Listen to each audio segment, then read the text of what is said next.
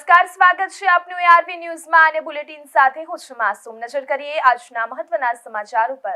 આગામી તહેવારોમાં કાયદો અને વ્યવસ્થા જાળવવા અમરેલીના સાવરકુંડલા ડિવિઝન પોલીસ દ્વારા એક મોટું અને કડક પગલું ભરવામાં આવ્યું છે।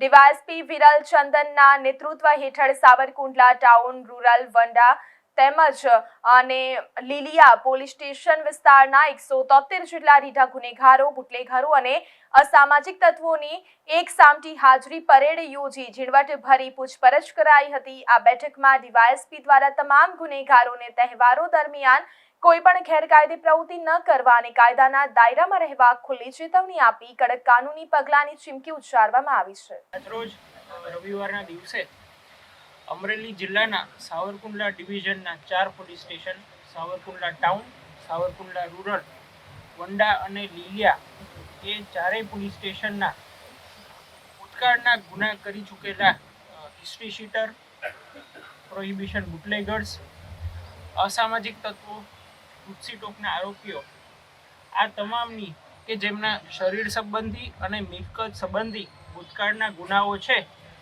એમની હાજરી પરેડ અત્રે સાવરકુંડલા ટાઉનમાં રાખવામાં આવેલી હતી, જેમાં સાવરકુંડલા ટાઉનના 98, સાવરકુંડલા રૂરલના 54, લીલિયાના 11 અને વંડા પોલીસ સ્ટેશનના 10 જેટલા આરોપીઓને એમની હાલની પ્રવૃત્તિઓ, એમના ગુનાઓ એ ગુનામાંથી બહાર નીકળી ગયા છે અને સમાજમાં શું કામગીરી કરી રહ્યા છે એ ફરીથી એમની ગુનાહિત પ્રવૃત્તિઓમાં પાછા ફરી ગયા નથી કે કેમ એ બાબતે એમણે વિગતવાર પૂછપરછ કરવામાં આવેલી હતી।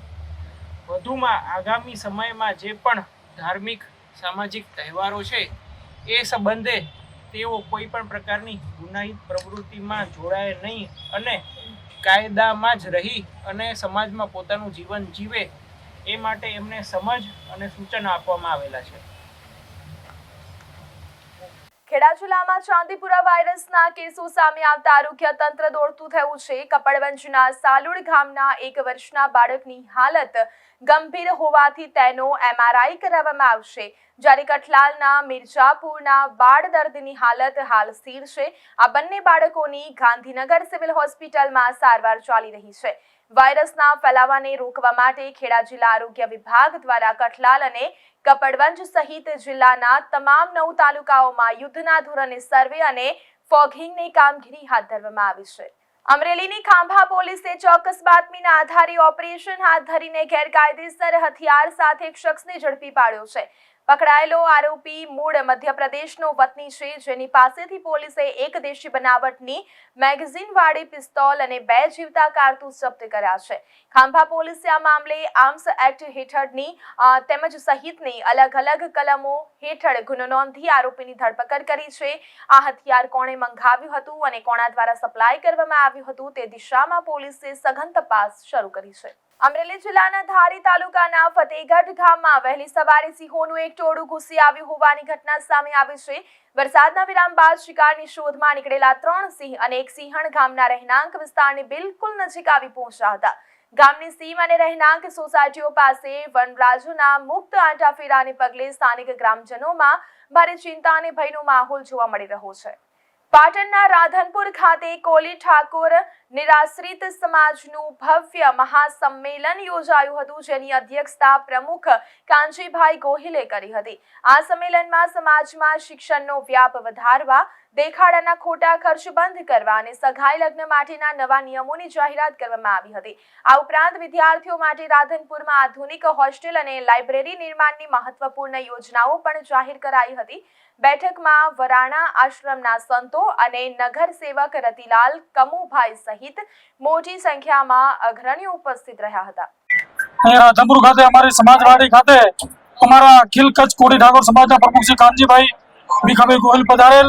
અહીં અમારી સમાજના પ્રમુખો કચ્છ, પાટણ અને ગાંધીનગરથી પધારેલ। સર્વે એ ખૂબ જ સારી રીતે સંગઠન, શિક્ષણ અને એકતા માટે ખૂબ સારી મહેનત કરી અને સમાજવાડીમાં ખૂબ શિક્ષણ વધે અને અમારા દીકરા દીકરીઓ ભણે એના માટે અથાગ પ્રયત્નો કરીને આગળનું કામ સારી રીતે કરશે એવી બાંહેધરી આપી। એ બદલ સમાજનો અને અમારા પ્રમુખશ્રીનો ખૂબ ખૂબ આભાર। મારું નામ કાનજીભાઈ રામસિંહભાઈ પગી, ગામ ગાંધીનગર, સમાજ ઉપપ્રમુખ ગાંધીનગર.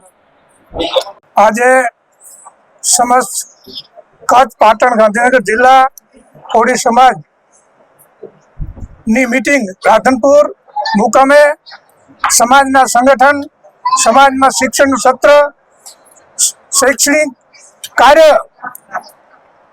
વધે એના માટે આજે ખાસ સંમેલન રાખવામાં આવ્યું હતું અને અમારા પ્રમુખ શ્રી કાનજીભાઈ ગોહિલ, ગાંધીનગર પ્રમુખ શ્રી રઘુભાઈ ભલાણી, રતિલાલભાઈ અખિયાણી અને સમસ્ત આ પાટણ જિલ્લાના કોળી ભાઈઓ ઠાકોર સમાજના બધા સાથે મળીને શિક્ષણનું સ્તર આગળ વધે સમાજમાં અને અહીંયા રાધનપુર મુકામે ત્રણેય જિલ્લાનું એક શિક્ષણનું પોઈન્ટ, સેન્ટર પોઈન્ટ બને એના માટે ખાસ આજનો વિષય હતો અને એના માટે ખાસ ચર્ચાઓ સમાજમાં કરવામાં આવી છે અને સમાજના શિક્ષણને હંમેશા વેગ આપવા માટે આવી અનેક મિટિંગો તે કરવામાં પણ આવશે.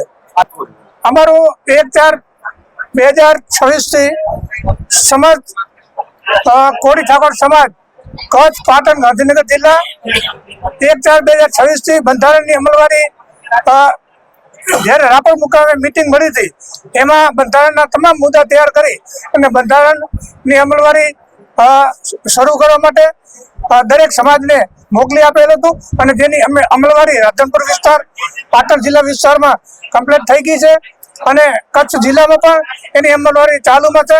એટલે સમાજને ખોટા ખર્ચા ન કરવા કરતા પોતાની બચત ભંડોળ કઈ રીતે બચાવી શકે અને બાળકોને શિક્ષણ માટે કેટલું પ્રેરિત કરી શકે, ખર્ચા ઘટાડી અને આ નાના મોટા જે પ્રસંગો છે એમાં જે કાંઈ વધારે પડતા જે કાર્યો કરવાના થતા હતા એમાંથી ટૂંકાવી અને સિમ્પલ વસ્તુ રાખવાની બાબત છે. એટલે આ બંધારણમાં બધા નિયમો ઘડ્યા છે અને બંધારણ સમાજ સમક્ષ મૂકવામાં આવ્યો છે. મારું નામ ડાયાભાઈ જેસભાઈ ચાવડા.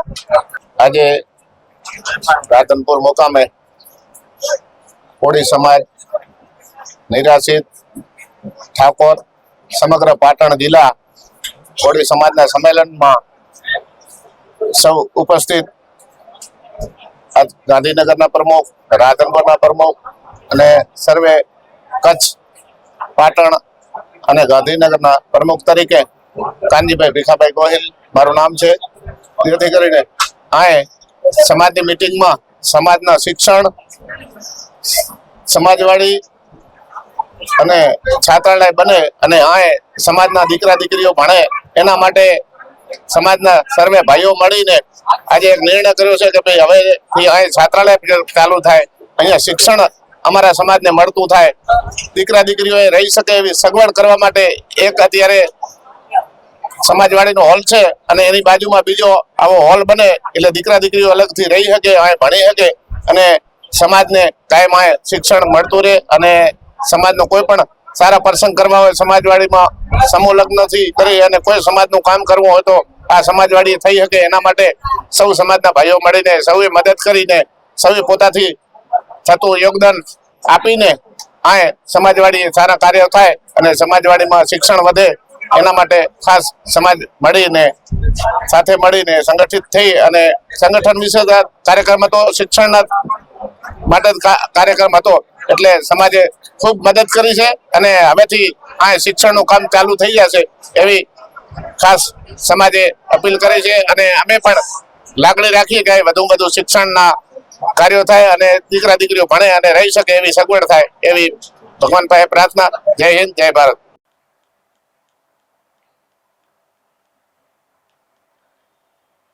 તો આ 7 બુલેટિનમાં અત્યારે બસ આટલું જ. વધુ સમાચાર અને અપડેટ માટે જોતા રહો ARV ન્યૂઝ. નમસ્કાર.